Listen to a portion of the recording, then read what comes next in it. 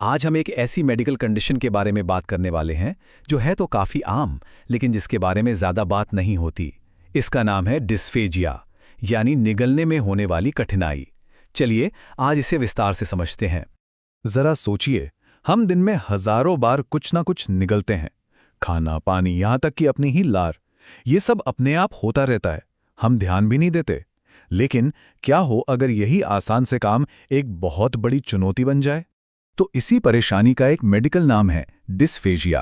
सीधे शब्दों में कहें तो जब खाना या कोई भी तरल पदार्थ मुंह से पेट तक जाने में बहुत ज्यादा देर लगाए या अटक जाए तो उस स्थिति को डिस्फेजिया कहते हैं। तो इसके लक्षण क्या हैं? कैसे पता चलता है?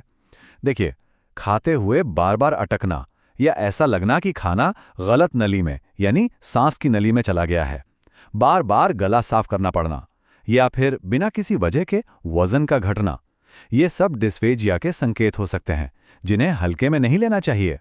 अच्छा, तो सवाल ये है कि आखिर ऐसा होता क्यों है? क्या है इसके पीछे के कारण? चलिए अब इस पर गौर करते हैं। इसे समझने के लिए हम डिस्फेजिया को दो हिस्सों में बांट सकते हैं, मतलब इस आधार पर कि दिक्कत हो कहाँ रही है। पहला है ओरोफेरिंजियल। इसमें निगलने की शुरुआत में ही यानी मुंह या गले के हिस्से में ही प्रॉब्लम होती है। और दूसरा है ईसोफेजियल। इसमें ऐसा महसूस होता है कि खाना गले से तो नीचे चला गया पर पेट तक पहुंचने से पहले ही कहीं अटक गया है। जब हम ओरोफेरिंजियल डिस्फेजिया की बात करते हैं तो इसके पीछे अक्सर दिमागी या नसों से जुड़ी दिक्कतें होती हैं, जैसे कि स्ट्रोक या पार्किंसंस डिजीज। कभी-कभी गले की बनावट में कोई दिक्कत, मान लीजिए कोई ट्यूमर हो या फिर किसी सर्जरी के बाद हुई कोई कॉम्प्लिकेशन भी इसकी वजह बन सकती है। वहीं दूसरी तरफ जो ईसोफेजियल डिस्फेजिया है वो तब होता है जब हमारे खाने की नली में ही कोई रुकावट आ जाए। ये रुकावट किसी गांठ की वजह से हो सकती है, या फिर नली के सिकुड़ने से, या फिर दिक्कत नली की मांसपेशियों में भी हो सकती है जब वो ठीक से काम नहीं कर पाती। इसे मोटिलिटी डिसऑर्डर कहते हैं। तो अगर किसी को ये लक्षण दिखते हैं तो डॉक्टर्स कैसे पता लगाते हैं कि समस्या क्या है? आइए अब इसकी जांच यानी डायग्नोसिस की प्रक्रिया पर नजर डालते हैं। और यहाँ एक बात समझनी बहुत जरूरी है कि सही डायग्नोसिस की शुरुआत होती है मरीज से बातचीत से। डॉक्टर के लिए मरीज की पूरी मेडिकल हिस्ट्री जानना और शारीरिक जांच करना ये सबसे पहला और सबसे जरूरी कदम है। ज्यादातर मामलों में यहीं से पता चल जाता है कि समस्या की जड़ कहाँ है। तो ये पूरी जांच की यात्रा कुछ इस तरह होती है। सबसे पहले मरीज से उनकी पूरी हिस्ट्री ली जाती है विस्तार से। फिर सिर और गर्दन की जांच होती है।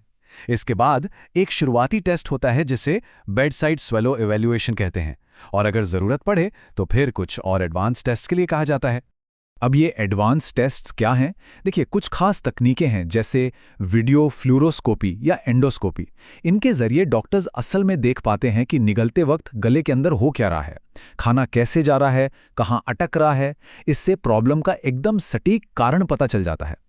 चलिए, अब जब पता चल गया कि प्रॉब्लम क्या है तो अगला कदम है इलाज और मैनेजमेंट। और ये काम कोई अकेला नहीं करता, इसमें पूरी टीम लगती है। इलाज का मेन मकसद दो चीजें होती हैं। एक कि मरीज सुरक्षित तरीके से निगल पाए, और दूसरा कि उसके शरीर में पोषण की कोई कमी ना हो। और इसी के लिए स्पीच थेरेपिस्ट और डाइटिशियन जैसे कई एक्सपर्ट्स मिलकर काम करते हैं। इस टीम के पास एक बहुत जरूरी टूल होता है जिसे IDDSI फ्रेमवर्क कहते हैं। अब ये क्या है? ये एक तरह का ग्लोबल स्टैंडर्ड है जो बताता है कि डिस्फेजिया वाले व्यक्ति के लिए खाना कितना नरम होना चाहिए और पीने की चीजें कितनी गाढ़ी होनी चाहिए ताकि सब कुछ सुरक्षित रहे।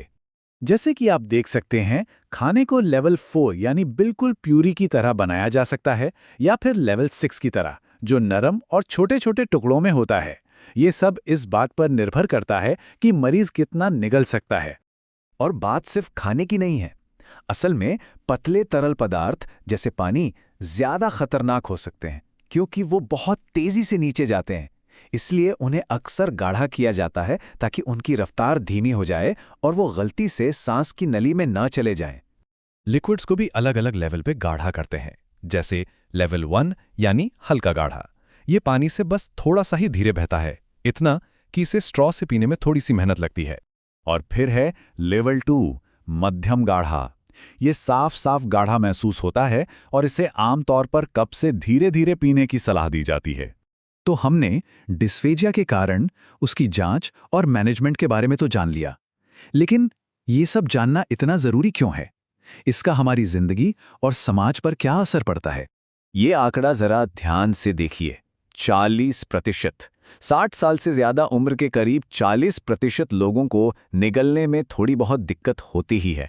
मतलब ये कोई रेयर बीमारी नहीं है, बल्कि उम्र के साथ होने वाली एक बहुत ही आम समस्या है।